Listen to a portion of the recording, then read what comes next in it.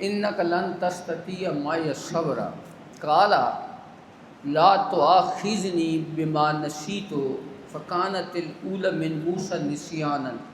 موسیٰ علیہ السلام نے پہلا جو سوال کر دیا تھا نا، وہ بھول گئے تھے اپنا وہ جو انہوں نے عہد کیا تھا کہ میں آپ کی سے سوال نہیں کروں۔ فن تالا کا پھر دونوں چل پڑے۔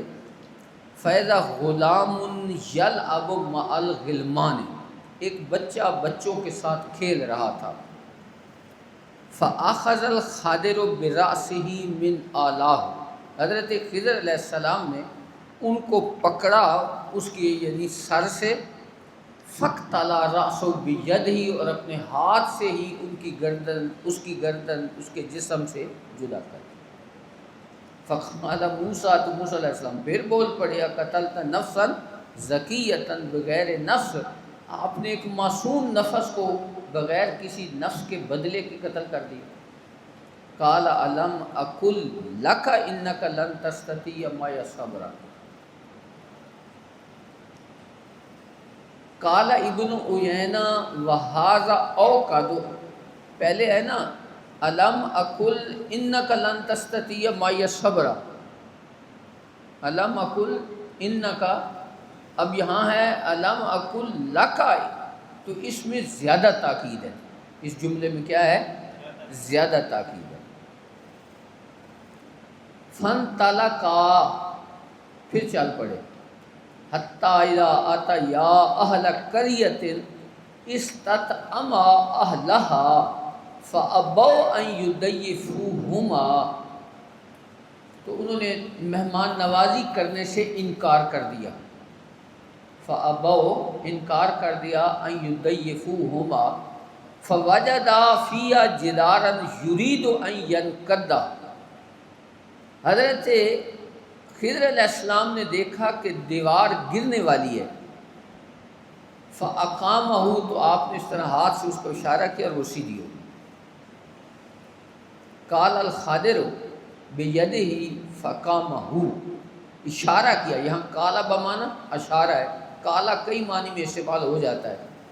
قال الخضر بیدہ کا مطلب کیا ہے؟ اشارہ کیا، ہاتھ سے اشارہ کیا، فاقامہ، اور اس کو سیدھا کر دیا۔ فقال له موسیٰ لو شئت لاتخذت علیہ اجرا، کہ آپ نے دیوار بنانی تھی تو ان سے اجرت ہی لے لیتے۔ قال ھذا فراق بینی و بینک، خضر علیہ السلام نے کہا بس 3 مرتبہ ہوتا ہے، اب تمہاری اور میری سنگت ختم۔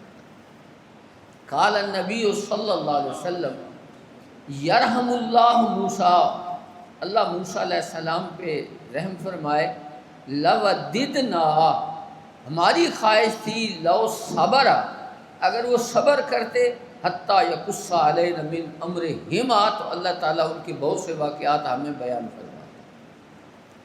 باب من سأل وهو قائم عالما جالسا، یوشع بن نون ان کے ساتھ تھے، لیکن یوشع بن نون کا ذکر ساتھ نہیں ہے۔ یوشع بن نون کو، یہ بھی اللہ کے نبی تھے، بعد میں حضرت موسیٰ علیہ السلام کے وصال کے 40 سال بعد اللہ نے ان کو نبوت عطا فرمائی تھی۔ اور پھر یوشع بن نون نے وہ جو بیت المقدس میں جب لوگ رہتے تھے ان کو انہوں نے ہی شکست دی تھی، یوشع بن نون نے۔ اور بخاری کے اندر آتا ہے کہ ایک نبی کا وہاں ذکر ہے، بخاری کی جو روایت ہے حدیث کی، اس میں یہ آتا ہے کہ ایک نبی جنگ کے لیے گئے، ان کو حکم تھا کہ سورج کے غروب ہونے سے پہلے پہلے شہر کو فتح کرنا ہے، تو ابھی پورا شہر فتح نہیں ہوا تھا، تو انہوں نے دعا کی تھی، انہوں نے اللہ سے دعا کی تھی کہ یا اللہ اس کو روک لے، اور پھر سورج سے خطاب کیا تھا یوشع بن نون نے کہ تم بھی مامورہ ہو اور میں بھی مامور ہوں، اس لیے رک جاؤ تاکہ میں ان کو جبارین کو شکست دے دوں۔ تو مفسرین نے لکھا ہے کہ انہی کے لیے سورج پلٹا بھی تھا، چاند بھی اپنی جگہ پہ رک گیا تھا، اور پھر انہوں نے جب شہر کو فتح کر لیا تو اس وقت سورج غروب ہو گیا۔ کیونکہ ہفتہ والے دن شروع ہو جاتا اور ہفتے والے دن ان کے لیے قتل کرنا جائز نہیں تھا، تو اس لیے انہوں نے اللہ سے دعا کی تو اللہ تعالیٰ نے ان کے لیے سورج کو بھی روک لیا، چاند کو بھی روک لیا۔ تو اسی سے چونکہ حضور کا بھی یہ معجزہ ہے کہ حضرت علی شیر خدا رضی اللہ تعالیٰ عنہ کی نماز قضا ہوئی تو سورج پلٹ کر واپس آیا تھا، تو بعض محدثین نے اس حدیث کو ضعیف قرار دیا ہے، لیکن اکثر محدثین نے اس حدیث کو صحیح قرار دیا کہ وہ حدیث صحیح ہے۔ تو اس کا صحیح ہونے کی دلیل ایک یہ بھی ہے کہ اگر یوشع بن نون کے لیے سورج پلٹ سکتا ہے تو جتنے کمالات اور معجزات اللہ نے کسی کی بھی نبی کو عطا فرمائے، حضور کو اللہ نے وہ سارے کے سارے عطا فرمائے۔ اس کا مطلب ہے کہ حضور کے لیے بھی سورج واپس آیا تھا، اور حدیث بھی صحیح ہے، یہ محدثین نے ذکر کیا ہے۔ یہ اصل میں ابن تیمیہ نے ڈنڈی ماری تھی، اس پر پھر محدثین نے کہا کہ یہ اس نے غلط لکھا۔ اچھا جی، تو بہرحال یوشع بن نون یہ ان کے ساتھ تھے، ان کا ذکر کہیں آ جاتا ہے کہیں نہیں ہوتا، تو وہ کیونکہ دونوں حضرت خضر علیہ السلام موسیٰ علیہ السلام تھے، اس وجہ سے ان کا ذکر جو ہے وہ غائب ہو جاتا ہے۔ باب من سال وهو قائم عالما جالسا، کوئی آدمی کھڑے ہو کر سوال کرے اور جواب دینے والا بیٹھا ہو، عالم کیا ہو؟ بیٹھا ہوا ہو، تو یہ بھی صحیح ہے۔ حدثنا عثمان قال اخبرنا جریر عن منصور عن ابی وائل عن ابی موسیٰ قال جاء رجل الى النبی صلی اللہ علیہ وآلہ وسلم فقال یا رسول اللہ ما القتال فی سبیل اللہ، اللہ کے راستے میں جہاد کیا ہے؟ فإن أحدنا يقاتل غضبا ويقاتل حمیۃ، ہم میں سے کوئی غصے کی وجہ سے لڑتا ہے، ويقاتل حمیۃ، کوئی ویسے عصبیت کی وجہ سے لڑتا ہے، غیرت کی وجہ سے لڑتا ہے۔ فرفع الیہ راسہ، حضور نے اس کی طرف سر اٹھا کر دیکھا۔ اس سے امام بخاری استدلال کر رہے ہیں کہ حضور بیٹھے تھے اور وہ کھڑا تھا۔ کانا فما رفع الیہ راسہ الا انہ کان قائما، حضور نے اس کی طرف سر نہیں اٹھایا مگر اس وجہ سے کیونکہ وہ کیا تھا؟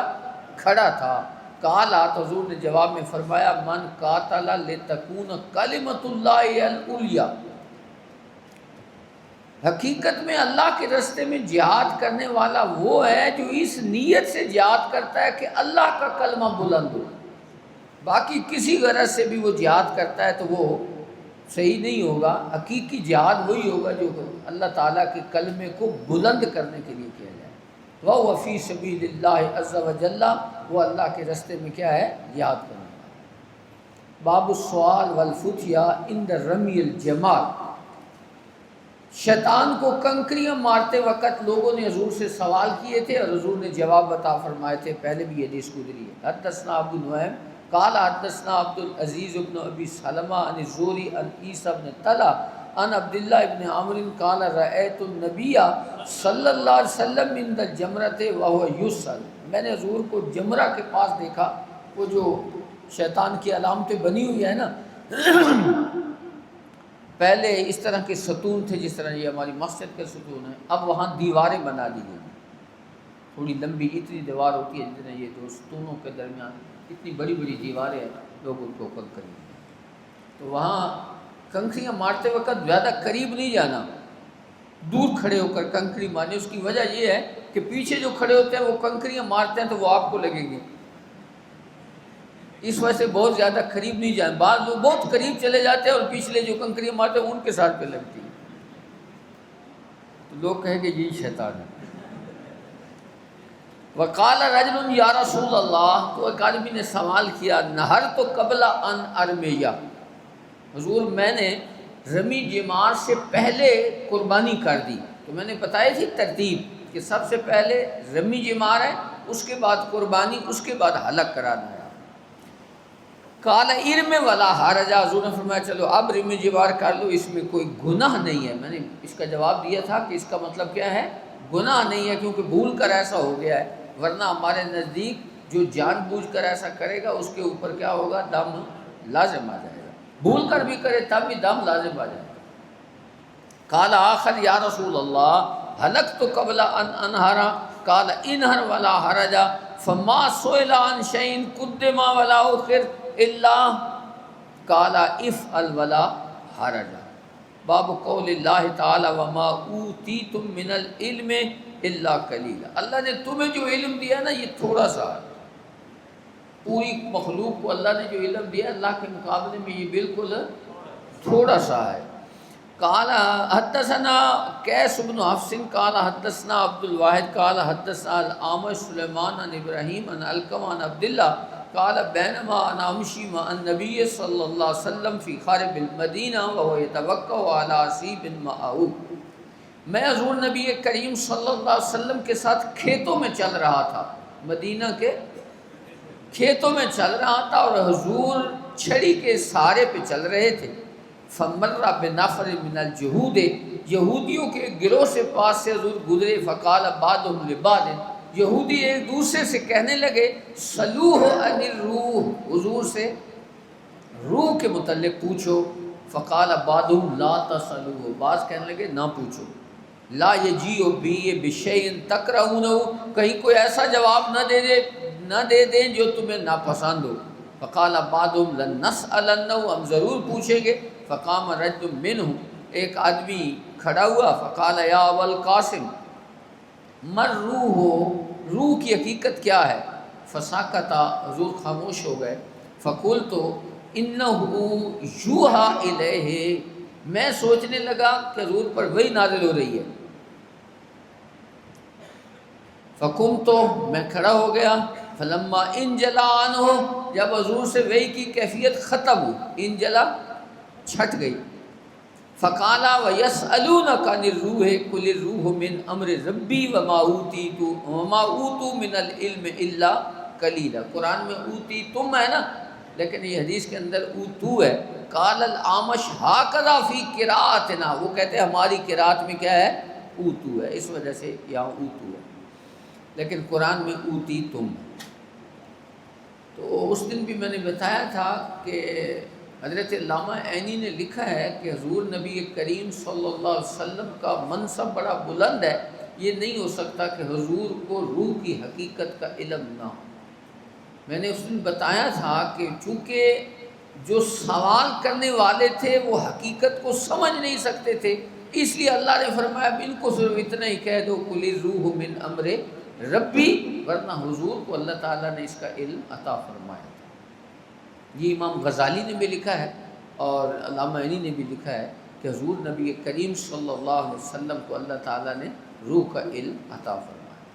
باب من ترک بعد الاختیار مخافت ان یکسر فہم بعض الناس عنہ فیقع فی اشد منہ، بڑی حکمت والی بات ہے، غور سے سنیں، اور اس حکمت کو آپ نے اپنی زندگی میں ہمیشہ اپنے سامنے رکھنا ہے۔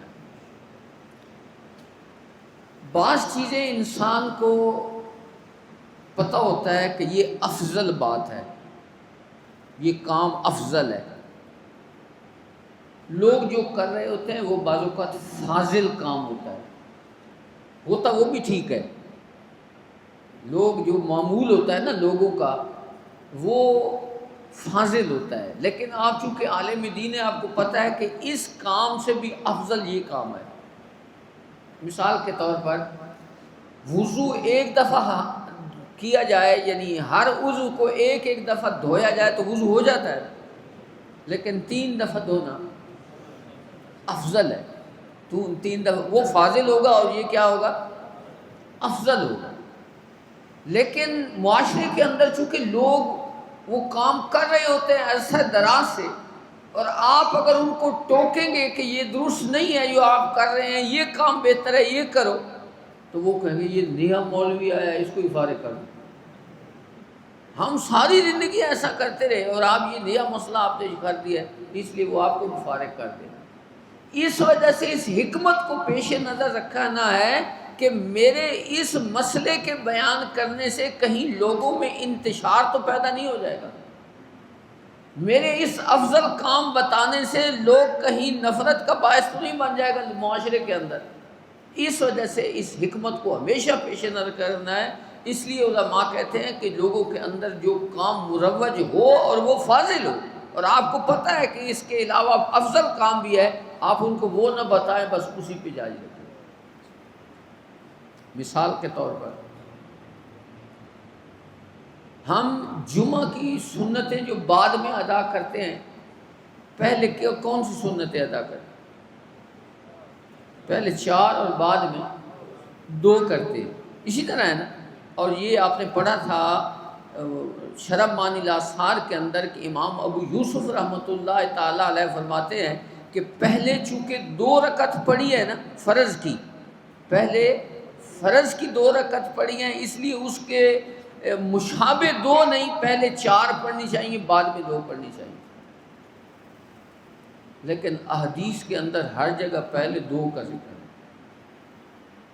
پہلے 2 کا ذکر ہے، اس لیے میں 2 پہلے پڑھتا ہوں، میں پہلے 2 پڑھتا ہوں، بعد میں 4 پڑھتا ہوں۔ ہیں 6 کی 6 موقدہ ہے، جمعے کی ساری سنتیں موقدہ ہیں، چھوڑنی نہیں ہے، پہلی بھی اور بعد والی بھی موقدہ ہے، لیکن میں مثلا 2 پڑھتا، لیکن میں لوگوں کو نہیں کہتا کہ 2 کی بجائے 4 پڑھو، کیونکہ لوگ سارے پہلے 4 پڑھتے ہیں، بعد میں 2 پڑھتے ہیں۔ اگر میں وہاں بیان کروں تو لوگ کہیں گے یہ شاہ صاحب نے نیا مسئلہ کر دیا، ساری زندگی ہم پہلے 4 پڑھتے ہیں۔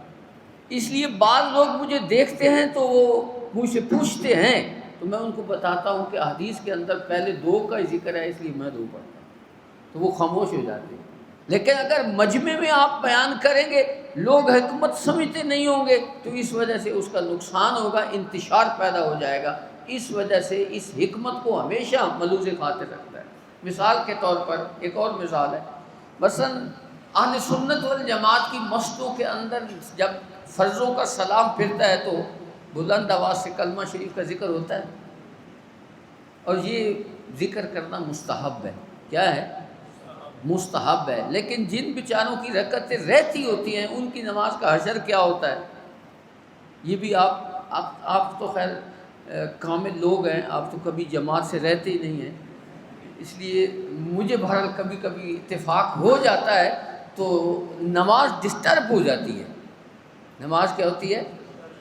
اور نماز ڈسٹرب ہونا، اگر کوئی بندہ بلند آواز سے قرآن پڑھ رہا ہو اور ساتھ والا نمازی نماز پڑھ رہا ہو تو بلند آواز سے وہ قرآن پڑھے تو نماز ڈسٹرب ہوتی ہے، اور منع ہے، ایسا نہیں کرنا چاہیے، آہستہ قرآن پڑھو۔ لوگ سوئے ہوئے ہوں اور آپ بلند آواز سے قرآن پڑھے تو علماء نے لکھا ہے قرآن پڑھنے والا گناہ گار ہوگا۔ پڑھنے والا کیا ہوگا؟ نماز ڈسٹرب ہو، نیند کسی کی ڈسٹرب ہو اور آپ قرآن بلند آواز سے پڑھیں تو گناہ گار ہو جاتے ہیں۔ تو اب کلمہ پڑھتے ہیں تو نماز تو ڈسٹرب ہوتی ہے، لیکن آپ نے کسی کو منع نہیں کرنا کہ آپ نے کلمہ نہیں پڑھنا، ورنہ لوگ کہیں گے یہ تو کلمے سے ہی منع کرتے ہیں، کہیں گے یا نہیں کہیں گے؟ اس وجہ سے اس کا حکمت کا تقاضا یہ ہے کہ آپ لوگوں کو کہیں نہیں، آپ اپنا خود عمل جو آپ کو پتہ ہے افضل ہے اس کو کرنا شروع کر دیں، اس میں کوئی حرج نہیں ہے۔ جو آپ کو دیکھیں گے ہو سکتا ہے وہ اس پہ عمل بھی شروع کر دیں۔ تو اس حکمت کو ہمیشہ پیش نظر رکھنا ہے کہ میرا یہ مسئلہ بتانے سے کہیں انتشار تو نہیں پیدا ہو جائے گا۔ اگرچہ آپ کا مسئلہ افضل ہے، ٹھیک ہے، بہتر ہے جو لوگ کر رہے ہیں اس سے، لیکن اس کے باوجود اگر انتشار کا خطرہ ہو تو وہ کام نہیں کرنا چاہیے۔ اب حدیث کے اندر دیکھیں حضور نے اسی حکمت کے پیش نظر کعبہ کو گرایا نہیں تھا، حالانکہ حضور پسند فرماتے تھے کہ کعبہ کو گرایا جائے، اس کو دوبارہ اس انداز میں تعمیر کیا۔ کعبہ کے اندر داخل ہونے کی ہر ایک کو سعادت، 2 دروازے ہو، ایک سے لوگ داخل ہو دوسرے سے باہر چلے جائیں، اس وجہ سے حضور یہ چاہتے تھے۔ تو لیکن پھر اللہ کی قدرت ہے، اب جو حتیم ہے نا، حتیم، وہ جو دیوار آپ کو نظر آتی ہے وہ حتیم کعبے کا حصہ ہے، تو چلو وہاں کمرے کے اندر داخلے نہیں ہوتے تو وہ بھی کعبے کا حصہ ہے، وہاں لوگ نماز پڑھ لیتے ہیں، لیکن اب تو بہت سختی ہو گئی ہے، اندر جانے نہیں دیتے۔ باب من خص بالعلم قوما دون قوم کراہیت اللہ یفہموا، میں نے یہ حکمت پہلے بھی بیان کی تھی کہ کلم الناس علی قدر عقولہم، لوگوں سے گفتگو کرو ان کی عقل کی سطح کے مطابق۔ آپ کے پاس دیہات کے لوگ بیٹھے اور آپ کیا نام ہے ارسطو والی باتیں بیان کرنا شروع کر دے تو ان بیچاروں کے پلے کیا پڑے گا؟ ان کو اپنے نماز روزہ یہی سکھانے، معرفت کی باتیں وہ ابھی نہیں سمجھ سکتے۔ اس وجہ سے حضور نے فرمایا من خص بالعلم قوما دون قوم، علمی باتوں کے ساتھ ایک قوم کو خاص کرنا اور دوسروں کو وہ باتیں نہ سکھانا، کیوں؟ کراہیت لا یفہموا، کہ ہو سکتا ہے وہ اس کو سمجھ نہ سکیں اور غلط مفہوم لے لیں اس کا، تو اس لیے لوگوں کی عقل کے مطابق گفتگو کرنی چاہیے۔ وقال علی رضی اللہ تعالی عنہ حدثوا الناس بما یعرفون، لوگوں سے وہ بات کرو جس کو وہ جانتے ہو۔ اتحبون ان یکذب اللہ ورسولہ، کیا تم پسند کرتے ہو کہ اللہ اس کے رسول کو جھٹلایا جائے؟ یعنی اگر ایسی باتیں لوگوں کے سامنے بیان کریں گے جو ان کی عقل سے ورا ہوگی تو وہ تو ان کو جھٹلا دیں گے، حالانکہ وہ اللہ اس کے رسول کا حکم ہوگا۔ تو اس وجہ سے لوگوں کے ساتھ ان کی عقل کی سطح پر اتر کر آپ نے گفتگو کرنی ہے تاکہ وہ بات کو سمجھ سکیں۔ حدثنا عبید اللہ ابن موسیٰ عن معروف ابن خربول عن ابی الطفیل عن علی بذالک، حدثنا اسحاق ابن ابراہیم قال حدثنا معاذ ابن ہشام قال حدثني ابی عن قتادہ قال حدثنا انس بن مالک ان النبی صلی اللہ علیہ وسلم ومعاذ ردیفہ علی الرحل، حضور سواری پر سوار تھے اور حضور کے پیچھے حضرت معاذ بیٹھے ہوئے تھے۔ ردیف سواری پر جو پیچھے بیٹھا ہوتا ہے اس کو کیا کہتے ہیں؟ ردیف۔ قال یا معاذ ابن جبل قال لبیک یا رسول اللہ وسعدیک، قال یا معاذ قال لبیک یا رسول اللہ وسعدیک، ثلاثا، 3 مرتبہ حضور نے یہ فرمایا اور حضرت معاذ نے وہ جواب دیا۔ قال ما من احد یشہد ان لا الہ الا اللہ وان محمد رسول اللہ، جو آدمی اس کلمہ کی گواہی دے گا صدقا من قلبی، سچے دل سے، الا حرمہ اللہ علی النار، اللہ تعالیٰ اس کو دوزخ کی آگ پر حرام کر، کلمہ جس نے پڑھا ہے وہ دوزخ کی آگ اس پر کیا ہو جائے گی؟ قال یا رسول اللہ فلا اخبر بالناس، حضور میں لوگوں کو بتا نہ دوں، اعلان کر دوں کہ حضور نے یہ ارشاد فرمایا، فیستبشروا، تاکہ لوگ خوش ہو جائیں۔ قال اذن یتقلوا، حضور نے فرمایا نہیں، یہ بتانا نہیں ہے کیونکہ لوگ کہیں گے پھر نماز روزے کی ضرورت ہی نہیں ہے، وہ کلمہ کافی ہے، لوگ سمجھ نہیں سکیں گے کہ اس کا مطلب کیا ہے۔ جب آپ نے کلمہ پڑھ لیا تو اس کا مطلب یہ ہوتا ہے کہ اب آپ کی مرضی نہیں چلے گی، اللہ اور اس کے رسول کا حکم چلے گا۔ لا الہ الا اللہ محمد الرسول اللہ جب آپ پڑھتے ہیں تو اس کا مطلب یہ ہوتا ہے کہ میں اللہ کو اپنا معبود سمجھتا ہوں اور محمد صلی اللہ علیہ وسلم اللہ کے رسول ہے، اللہ کا وہ پیغام لے کر آئے ہیں، میں اس کی پابندی کروں گا۔ اس میں ساری شریعت آ جاتی ہے، اس میں سارا اسلام آ جاتا ہے۔ اس کا مطلب صرف یہ نہیں ہے کہ بس کلمہ زبان سے پڑھ لیا تو باقی چیزوں سے فارغ، نہیں، ایسا نہیں ہے۔ اس کا مطلب یہ ہے کہ پوری شریعت پہ عمل کرنا ہے۔ اس لیے حضور نے فرمایا اذن یتقلوا، لوگ سمجھ نہیں سکیں گے اور لوگ اسی پر اعتماد کریں گے کہ بھائی کلمہ ہی کافی ہے۔ اب دیکھیں عوام الناس نہیں نہ سمجھ سکے گی، حضور نے اس حکمت کے تحت فرمایا یہ بشارت نہ دو۔ فاخبر بہا معاذ عند موت تسمن، تو حضرت معاذ کو اس خبر تھی لیکن انہوں نے بیان نہیں کی پہلے، لیکن جب اپنی موت کا وقت قریب آیا تو انہوں نے پھر اس کو بیان کر دیا۔ کیوں؟ کہ کہیں میں علم چھپانے والوں میں سے نہ ہوں۔ فاخبر بہا معاذ، حضرت معاذ نے اس بات کی خبر دی عند موت ہی، اپنی موت کے وقت، تعصماً، گناہ سے بچنے کے لیے، اور وہ گناہ کیا ہے کہ آدمی علم چھپا کر ساتھ لے جائے۔ حدثنا مسدد قال حدثنا معتمر قال سمعت ابي قال سمعت انس قال ذكر لي ان النبي صلى الله عليه وسلم قال لمعاذ من لقي الله لا يشرك به شيئا دخل الجنہ، حضور نے فرمایا جو آدمی اللہ سے اس طرح ملاقات کرے گا کہ وہ کسی کو اللہ کا شریک نہیں ٹھہراتا ہوگا تو وہ جنت میں داخل ہوگا۔ قال الا ابشر الناس، حضور میں لوگوں کو اس بات کی بشارت نہ دے دوں؟ قال لا، فرمایا نہیں، انی اخاف ان یتکلوا، لوگ اسی پر اتکا کریں گے، بھروسہ کریں گے اور پھر وہ دوسرے اعمال خیر چھوڑ دیں گے۔ حالانکہ شرک سے بھی بچنا ہے، حضور کی رسالت کا بھی اقرار کرنا ہے، نماز روزے کا جو حکم دیا ہے اس پر بھی تو عمل کرنا ہے، اس وجہ سے۔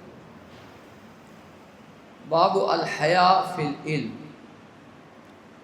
علم میں حیا کرنا، یعنی اتنا حیا کرنا کہ کوئی بات سمجھ نہ بھی آئے تو نہ پوچھنا، ایسا نہیں چاہیے۔ قال مجاہد، یہ بہت بڑے قرآن کے مفسر ہیں اور تابعی ہیں، لا یتعلم العلم مستحی ولا مستکبر، علم حاصل نہیں کرتا جو زیادہ حیا کرنے والا ہوتا ہے، یا دوسرا وہ شخص جس کو تکبر ہوتا ہے کہ میں بہت بڑا عالم ہوں، میں استادوں سے بھی بڑا عالم ہوں۔ جس کے ذہن میں یہ آ جائے نا کہ میں استادوں سے بھی بڑا عالم ہوں، تو پھر وہ نقصان خسارے میں ہوتا ہے۔ وقالت عائشہ نعم النساء نساء الانصار، بہتر عورتیں انصار کی عورتیں ہیں۔ بہتر عورتیں کیا ہیں؟ لم یمنعہن الحیاء ان یتفقہن فی الدین، ان کو دین سمجھنے سے حیا مانے نہیں ہوتا تھا، یعنی جو مسئلہ ان کو درپیش ہوتا حضور سے عرض کرتی تھی اور پوچھ لیتی تھی۔ یہ مطلب